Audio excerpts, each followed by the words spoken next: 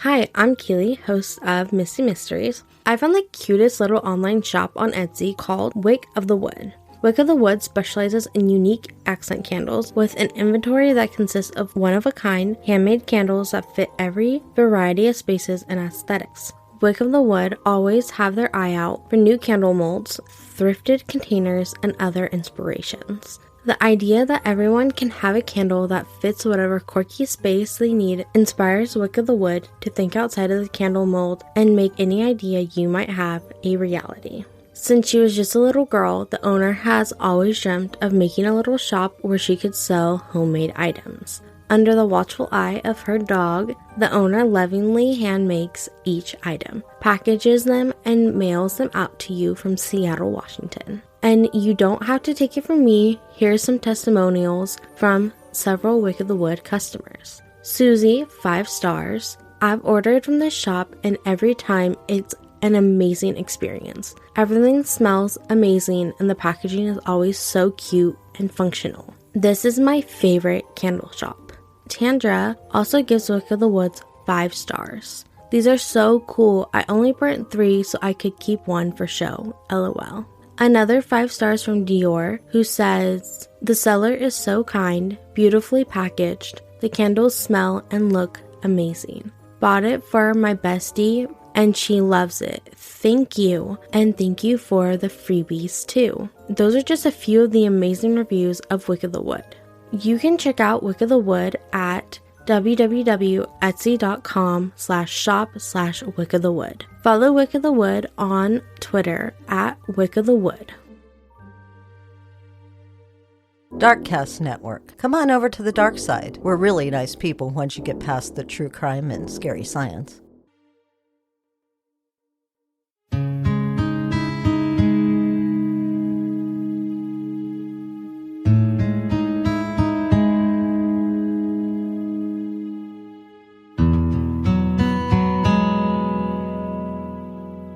Hello, I'm Jackie Moranti. Welcome to Cause of Death, 100 Seconds to Midnight. This was going to be a subscription-only episode, but I felt that I should put it out on the regular feed. Those episodes are called What's on My Mind episodes. They're things that I want to talk about, but they don't really fit on the normal feed. They don't really have anything to do with global crises or infectious disease. If you like these episodes, you can go to my Patreon page or Apple subscriptions and sign up to hear more of them. Okay, let's begin. People from around the world have suffered religious persecution. There are Protestants against Catholics, Christians against Jews, Jews against Palestinians, Christians against Islam, Muslims against Hindus, Christians against Muslims, Catholics against Buddhists. You get the picture. The main thought being, if you don't love my God, I'll kill you. There are other things behind these wars, of course, politics and money and politics, but the human race has figured out how to change the narrative, use the magic mirrors and skew the lines of sight. If we make it about religion, then we can hide the money and the politics behind it all. I don't celebrate Christmas. I really don't celebrate many holidays. I think that they've become another thing for people to fight over, so I prefer to just not. People either love Christmas or hate it. I don't have much of a feeling about it one way or the other. I appreciate the day off from my regular job so that I can do work that's not related to my real job, like produce this podcast and write scripts for others. But I do like to participate in some local events that are Christmas themed. When I lived in Albuquerque, it was a tradition to go through the graveyards and see the luminarias. Here in Kansas, I went to a living nativity. And I love to drive through the neighborhoods and see everyone's Christmas lights. I'm not going to get into the history of religious battles. If you want to find out more about the Crusades or the Buddhist uprising, feel free to look them up. There are plenty of religious battles to read about, and most of them just never end. I've got some links in the show notes to religious conflicts around the world. Knock yourselves out. What I want to talk to you about today aren't the religious differences. I want to talk about religious similarities. I don't really know how many Christian religions exist in the world, but there are plenty of them. All those religions are celebrating Christmas. This is the time of year when Christians around the world celebrate the birth of Christ. This is the time of year when Jews celebrate Hanukkah. For 8 days, Jews around the world celebrate their religious freedom. That's what Hanukkah is, a celebration of religious freedom. This celebration has gone on for centuries. We talk about the persecution of the Jews during Holocaust, but this story goes much further back in time. During the 2nd century BC, Jews in Judea found themselves under the control of Antiochus III, the Seleucid king of Syria. Antiochus allowed the Jews to practice their religion, and things were good. Then Antiochus III died, and Antiochus IV, Epiphanes, took over as king. He ordered the Jews to worship Greek gods and banned the Jewish religion. In 168 BC, Antiochus' soldiers invaded Jerusalem. They raped, they pillaged, and they desecrated the city's holy temple by erecting an altar to Zeus and sacrificing pigs inside of the temple. I talk about the 4 ways that cultures are eradicated in the first episode on Ukraine. One of the first things you take away from them is their religion. You leave them floundering. It's a forced assimilation. Well, the Jews were having none of that, and they chose to revolt against the Seleucid monarchy. A Jewish priest named Matthias and his 5 sons led the charge. This was no small-scale uprising. This was a full-on revolt. The Jews used guerrilla warfare and sneak attacks to overcome Antiochus' armies. After his death in 166 BC, Matthias' son took over the rebellion. Judah Maccabee, who was also known as the Hammer, and he was a force to be reckoned with. Within 2 years, the Syrians had been driven out of Jerusalem. Judah asked his people to cleanse the Second Temple and rebuild the altar and light the menorah. The 7 branches of the menorah represented knowledge and creation, and they were kept burning every night. There are a couple of legends that follow this event, but I'm going to tell the one that I like the best. It's my show. I can do that. According to the Talmud, those who took part in the rededication of the Second Temple bore witness to a miracle. There was originally only enough oil to keep the candles of the menorah burning for 1 night, but the flames continued to burn for 8 nights. This gave them time to find more oil, so the candles never burned out. This is why Hanukkah lasts 8 days. The menorah has 9 branches, and after sundown on each of the holiday's 8 nights, another candle is added to the menorah. The 9th candle, the shamash, is used to light the other candles. The menorah is displayed in a window of the house to remind others of the miracle that occurred so many centuries before. Buddhism is another culture that celebrates during our Christmas time. Buddhists celebrate Rohatsu. This is Japanese, meaning the 8th day of the 12th month. This is the celebration of the enlightenment of Buddha. In Japanese monasteries, Rohatsu is the last day of a week-long sesshin, a meditation retreat in which all of one's awake time is spent in meditation. No matter what else they are doing, they strive to keep meditation focus at all times. They are not allowed to speak unless it is absolutely necessary. During the celebration, meditation periods get longer every night of the celebration until on the last night, meditation lasts the entire night.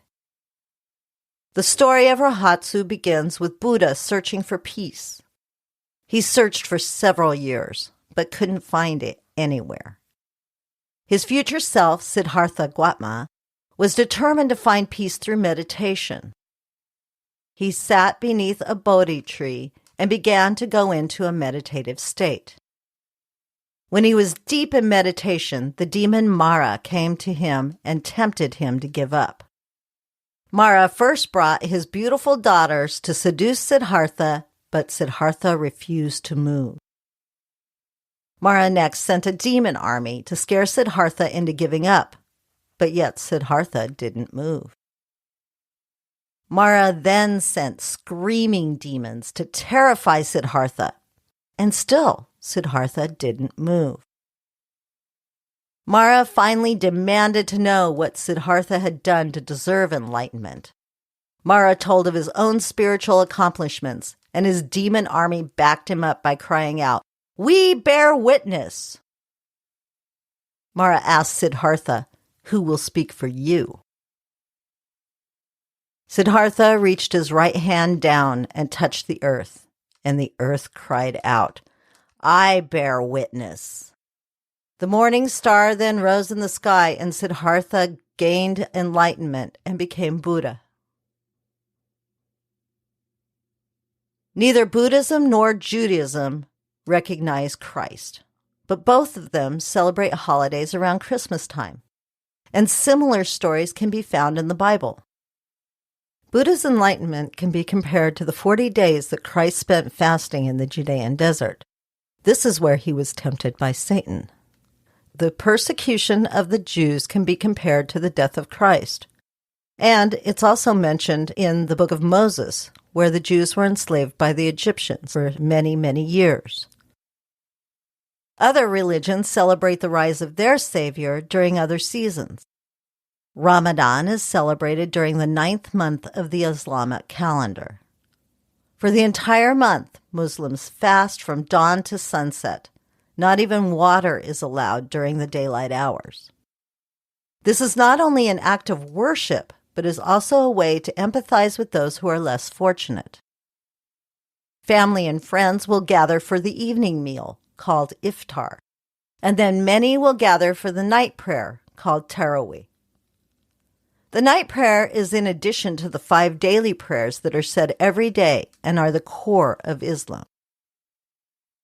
Laylat al-Qadr, or the Night of Power, is celebrated on the 27th of the month of Ramadan.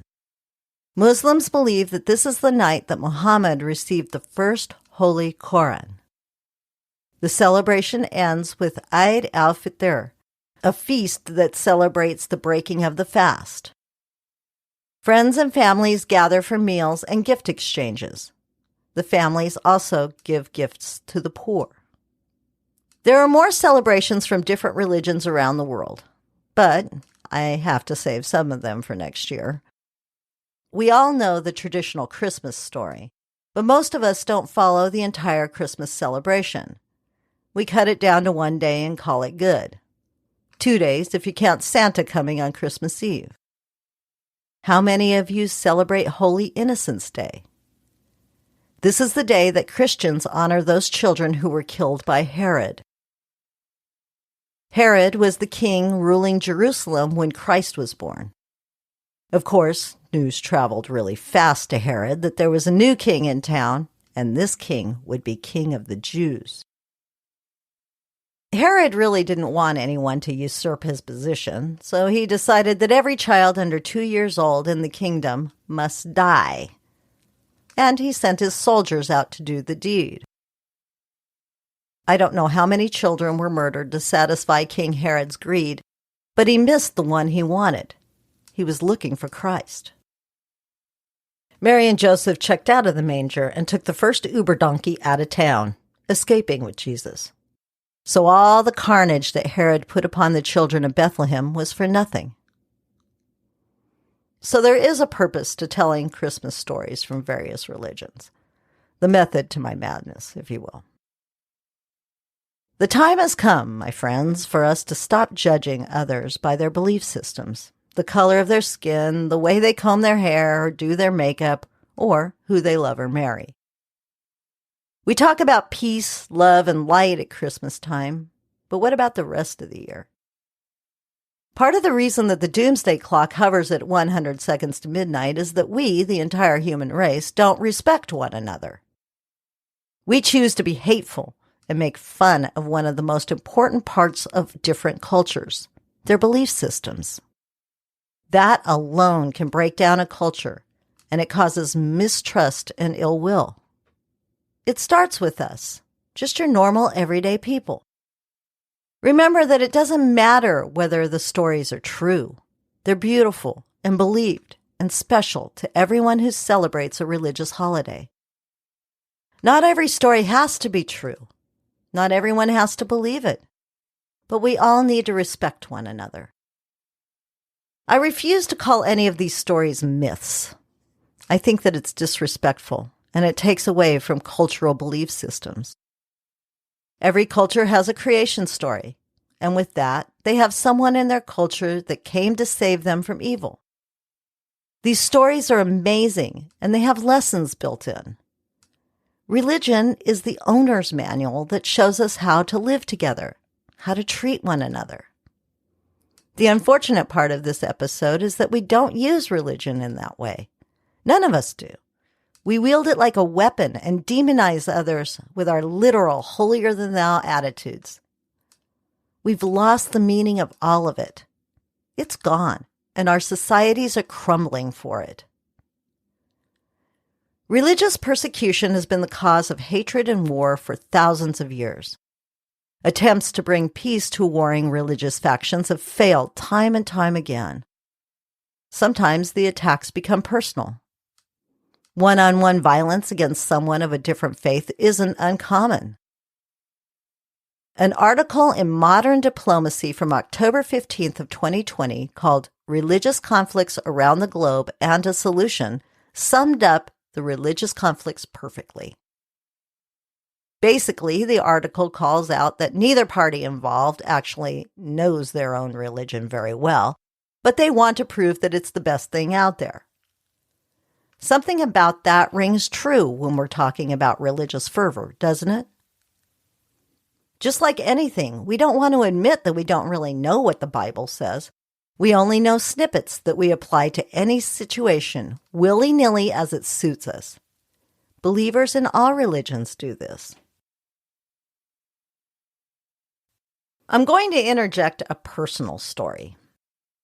When I was in college, I would take the bus from one campus to another to save on parking fees. CSU is insanely expensive, and they charge you an insane amount of money for everything you do on campus, on top of the ridiculous tuition. Anyway, I would take the bus from one campus to another since I worked on one and went to school on the other. There was a theology professor who used to ride the bus about the same time that I rode. He and a reverend from one of the local churches would debate frequently. You see, the professor was Jewish and the reverend was Christian. They would have some pretty lively debates going back and forth on the bus. It was interesting to listen to them talk. They never got angry or violent. They actually enjoyed each other's opinions, and they both knew their religions very well. It wasn't a competition. It was more like comparing notes. I thought it was very healthy, and for me, it was super educational. I learned a lot about conflict resolution listening to these men talk. No, I didn't learn anything about Judaism or Christianity. I learned about conflict resolution. I learned that when people respect one another and even admire one another, great discussions can be had, even when you don't agree with one another. It's up to us to level the playing field. If you want empathy, you have to show empathy. And if you want respect, you have to respect others. We can strive for this. We can do it. Prejudice is often fueled by fear, but in reality, there isn't anything to fear. Our gods aren't different. We just celebrate them in different ways. We have different stories. We are different people. But each culture, each religion, each belief system is important and should be celebrated. The differences and similarities are fascinating.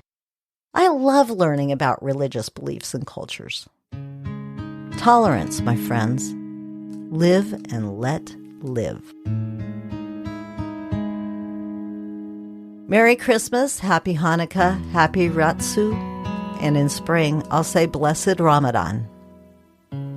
A little love goes a long way. Let it start with you. Thank you for listening to Cause of Death 100 Seconds to Midnight. Take a look at the show notes for various ways that you can support the show. I'm not a very religious person, so if there are people out there who know more than I do about the varying religions that I talked about in this episode, please reach out. In other words, if I mess something up, let me know. I'll issue a correction. Have a wonderful holiday season, no matter what you celebrate.